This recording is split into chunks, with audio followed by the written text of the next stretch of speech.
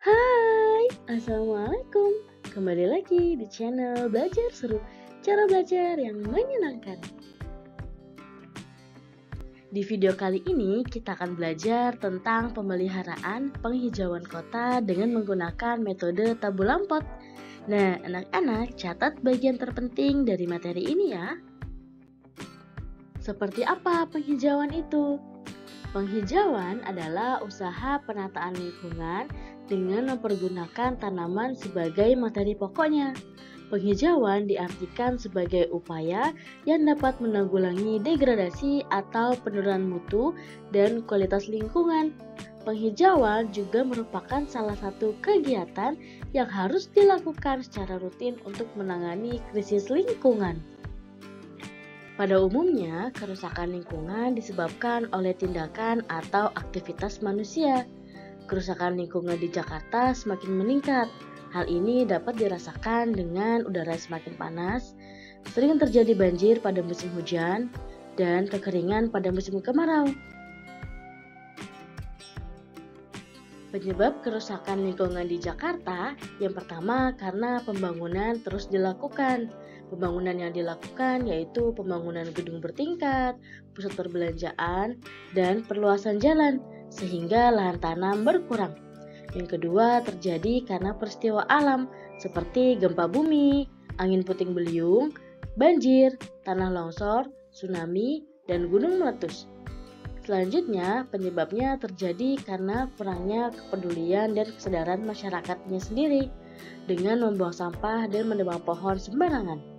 Nah, anak-anak, yuk kita jaga lingkungan dan perbaiki lingkungan di sekitar kita. Penghijauan dapat dilakukan dengan melakukan reboisasi atau penanaman hutan yang gundul, menanam pohon di lingkungan sekitar kita, mencegah penggundulan hutan, dan pencurian kayu atau illegal logging. Bentuk penghijauan kota diantaranya ada hutan kota, taman kota, jalur hijau, penghijauan das atau penghijauan daerah aliran sungai, dan tanaman pot. Nah, kita bahas yuk tentang metode tabu lampot, salah satu metode penghijauan kota dengan menggunakan tanaman pot. Seperti apa ya? Yuk kita bahas. Anak-anak, apakah kamu pernah dengar metode tabu lampot? Kalau belum, kita bahas yuk. Metode tabu lampot merupakan budidaya tanaman buah dalam pot yang dikembangkan pada tahun 70-an. Metode ini menjadi solusi bagi pecinta tanaman buah yang memiliki lahan terbatas dan ingin membudidayakan tanaman buah. Anak-anak, sudah paham ya apa itu metode tabu lampot? Sekarang kita bahas kelebihan tabu lampot. Metode tabu lampot memiliki kelebihan sebagai tanaman hias, mudah dipindahkan, mudah mengatur masa panen dan berbuah, dan pemanfaatan lahan sempit atau terbatas. Sebelumnya kita sudah bahas kelebihan tabu lampot. Sekarang kita bahas tentang kekurangan tabu lampot. Metode tabu lampot memiliki kekurangan, yaitu tidak semua tanaman buah dapat menggunakan metode tabu lampot. Produksinya tidak dapat setinggi jika ditanam pada lahan dan memiliki keterbatasan pada pertumbuhan perakaran tanamannya. Yang ketiga, kita akan bahas tentang jenis-jenis tabu lampot. Hampir semua tanaman buah dapat tumbuh dengan menggunakan metode tabu lampot, tetapi tidak semua dapat menghasilkan buah. Tingkat kategorinya didasarkan pada mudah berbuah, sulit berbuah, dan belum berhasil berbuah. Nah, ini dia anak-anak, contoh tanaman yang mudah berbuah jika menggunakan metode tabu lampot. Yang pertama ada jeruk, belimbing, sawo, mangga, jambu air, dan jambu biji. Tanaman yang sulit berbuah jika menggunakan metode tabu lampot yaitu ada rambutan, duku, klengkeng, manggis, dan jambu bol.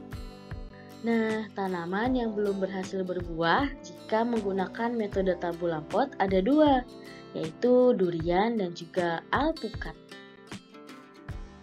Setelah kita mengetahui apa itu metode tabula pot dan jenis tanaman yang dapat tumbuh dengan menggunakan media tabula pot, sekarang kita menyiapkan media tanamnya. Media tanam berfungsi sebagai tempat tumbuhnya akar dan menopang postur tubuh tanaman. Media tanam tabula pot harus bisa menyimpan air dan menyimpan nutrisi yang dibutuhkan oleh tanaman. Nah, anak-anak, kita bisa menggunakan tanah, pupuk kompos, dan juga arang sekam dengan perbandingan 1:1:1. Atau kita juga bisa menggunakan tanah, pupuk kambing, dan sekam padi dengan perbandingan yang sama, yaitu 1:1:1. Yang kelima, kita harus menyiapkan wadah tanam. Siapkan pot sebagai wadah. Jenis pot bisa terbuat dari semen, logam atau drum, plastik, tanah liat, dan kayu. Pot bahan tanah liat dan kayu sangat baik untuk metode tabula pot karena memiliki pori-pori sehingga kelembapan media tanam lebih stabil. Kelemahan pot tanah liat dan kayu ialah tidak bertahan lama. Selanjutnya, penanaman bibit tanaman. Yang pertama, siapkan bahan media tanam, kemudian ayak dan buang kerikil di dalamnya. Kemudian campurkan hingga merata. Yang kedua, siapkan pot sesuaikan dengan kebutuhan. Jika tumbuhan semakin besar, kita dapat menggantinya sekaligus untuk peremajaan. Yang ketiga, letakkan satu lapis pecahan genting pada dasar pot dan letakkan pula satu lapis ijuk atau serabut kelapa. Yang keempat, isi dengan media tanam yang sudah disiapkan sehingga setengah tinggi pot. Yang kelima, pangkas bagian daun atau batang bibit tanaman. Kemudian buka polybag bibit tanaman dan letakkan di tengah-tengah pot. Yang keenam, timbun dengan media tanam hingga pangkal batang dan padatkan di sekitar pangkal batang. Siram dengan air untuk mempertahankan kelembaban. Yang ketujuh, simpan tabula pot di tempat teduh untuk beradaptasi dan siram setiap hari. Setelah 1 minggu, letakkan tabula pot di tempat terbuka. Yang ketujuh, merawat tabula pot dengan cara penyiraman setiap hari pada musim kemarau dan pada saat media tanah kering di musim penghujan. Yang kedua, pemangkasan. Pemangkasan dilakukan pada saat tabula pot sudah tua, yang kemudian dilakukan penggantian media tanam dan pot atau repotting.